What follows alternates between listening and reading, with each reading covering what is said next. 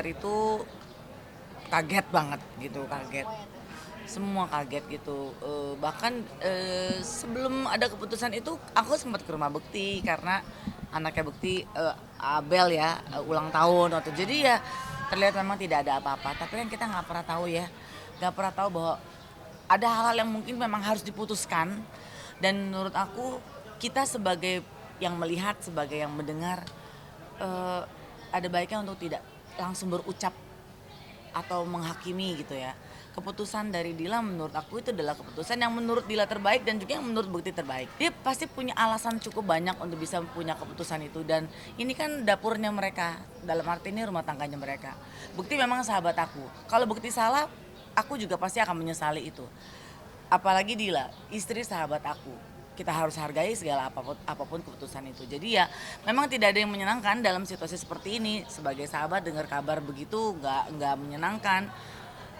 Dan apalagi Bekti, berharap Bekti ini benar-benar menyadari dan tahu itu aja. Jadi bukan sekedar oh ya lagi pisah, oh iya pisah gitu. Jadi ya pemulihan daya ingat dan lain sebagainya, dan rasa ya, karena rasa itu macam-macam, ada perasaan, ada emosi. Itu kan yang juga mesti dibangun lagi sama Bekti. Ya mudah-mudahan Bekti memang bersama dengan orang-orang yang sangat baik yang mensupport dia supaya dia nggak jadi kemana-mana gitu. Bener-bener dia tahu bahwa dia sedang ada dalam masalah keluarga gitu. Nah di saat seperti ini jangan ada pihak lain yang campur tangan untuk sok tahu, bikin runyam, bikin keruh, kata-kata kalian udah lewat jempol dan segala macam. Kan nggak kenal ya sama Dila, nggak kenal sama Bekti. Jadi jangan menjudge, jangan menghakimi dari luar gitu loh.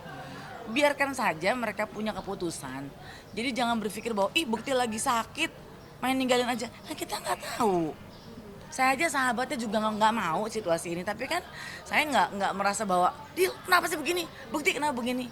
Setiap keluarga, setiap pasangan suami istri pasti punya kendali yang cukup kencang untuk bisa memberikan keputusan, dan itu kan bukan keputusan yang mudah menurut aku. Penguatan diri aku tentunya Allah Subhanahu wa taala itu selalu memberikan kekuatan. Aku selalu berdoa sama Allah, memang mungkin ini apakah keputusan yang tepat atau enggak. Itu kan kita nggak pernah tahu ya. Saat itu ya mungkin apa emosi sesaat kah atau gimana kah gitu. Tapi ya akhirnya saat itu langsung aku eh, Dila yang eh, eh, Mengambil keputusan, mengambil keputusan itu. hal yang membuat salah satu dari mereka juga harus membuat keputusan gitu. Banyak hal yang membuat Bekti juga belajar untuk berpikir untuk ada apa ya gitu, kenapa ya gitu. Karena kan Bekti juga sekarang masih yang bingung dan lupa dan nggak Ya, tahu gitu. Tapi ya kita menghargai aja keputusan dari siapapun gitu loh. Karena ini kan juga bukan keputusan yang mudah ya. Dan yang paling menyedihkan itu adalah hujatan orang-orang yang nggak tahu apa-apa terus diberikan kepada salah satu pihak gitu. Kita bermain dan berpikir baik aja deh sekarang untuk bisa kebaikan bersama ya kebaikan gitu. bersama, memberikan doa supaya memang apa yang mereka jalani itu memang yang Tuhan sudah izinkan gitu. Jadi bukan karena berdasarkan tega karena yang lagi sakit ditinggal atau Betul. karena harta. Betul. Udahlah gitu, jangan nambah-nambah hal yang Jangan kita kayak nggak tahu gitu. sinetron gitu kan, kita kayak sinetron kok. Pokoknya intinya mah kalau untuk Tendi sendiri udah luar biasa. Dia dari awal aku itu ada videonya, ada teman-teman cerita semuanya, itu Tendi luar biasa. Untuk dari awal aku sakit itu nemenin selalu dia apa namanya buat aku jadi supaya bisa bangun lagi gitu. Mungkin itu salah satunya. Ya walaupun sedih, walaupun ada kecewa, ada semuanya jadi satu campur aduk. Ya. Jadi ya mungkin ini udah saatnya. Iya. Belum ketemu. Aku kangen banget sama anak-anak 2 mingguan ya, 2 mingguan ini. Jadi 2 mingguan kayak berasa lama ya gitu rasanya. Kayaknya tuh waktu cepet banget berlalu.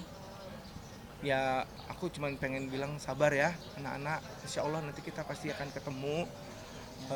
Biar ayahnya pulih dulu, sehat dulu, biar bisa main-main sama kalian. Kita pokoknya kamu mau main apa aja terserah. Makanya belum sama sekali Ibu 2 mingguan nyimak. ini. Jadi aku masih belum Ya, belum ketemu lah ya. Iya betul. Tapi maaf kalau boleh menambahkan, mungkin di waktu yang sekarang emosi kan masih ada ya. Jadi kalaupun mereka ketemu barangkali nanti tidak akan jadi nyaman gitu, terutama buat anak-anak. Nggak ada anak-anak yang senang adanya perpisahan antara orang tuanya. Jadi balik lagi, bukan aku sok untuk ini, tapi ya kita hargai setiap ibu gitu, pasti punya keputusan yang dia pikirkan baik-baik untuk anak-anak di situasi seperti ini gitu ya. Jadi ya udah biarkan mereka dengan kenyamanannya masing-masing gitu. Buat Dila gitu tidak mudah juga untuk ngambil keputusan yang kayak gini gitu. Buat Bekti apalagi gitu, dia dengan kebingungannya di hidupnya yang sekarang, dengan kesehatannya pasti kan mix up-nya banyak banget. Jadi ya kita hargai aja. Kayaknya untuk sidang perdana aku nggak hadir kayaknya ya. Jadi nanti hadir, ini juga aku cuma sekali karena yang menggugat ini adalah Dila. Jadi Dila yang akan lebih banyak di persidangan seperti gitu, dan kita nggak akan ketemu sih.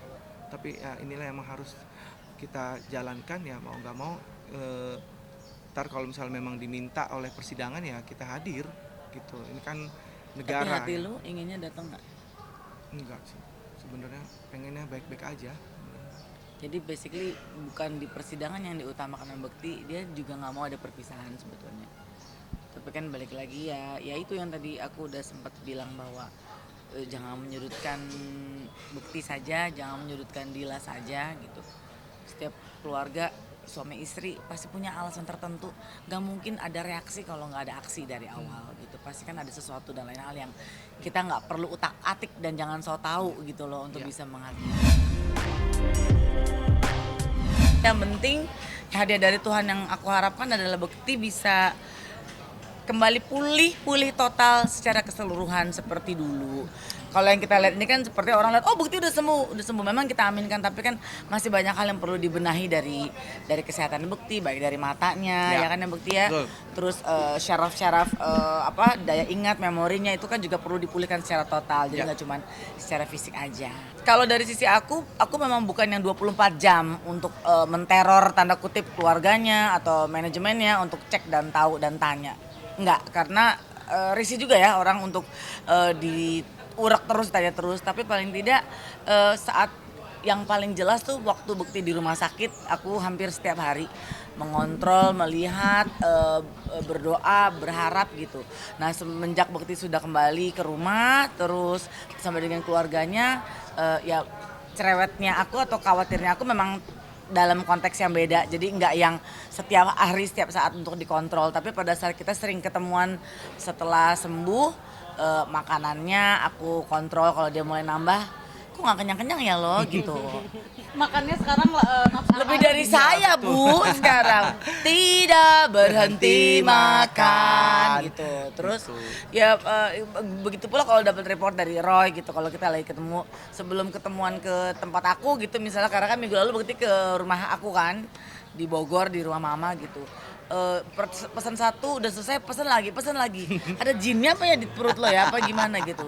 Satu itu, sama kedua mengingatkan terus untuk minum air putih, karena kan Bekti dari dulu tuh paling benci minum air putih ya gitu, tapi sekarang yang dia cari air putih banget.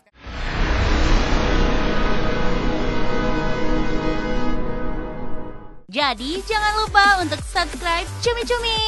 Ditekan ya tombol lonceng merahnya.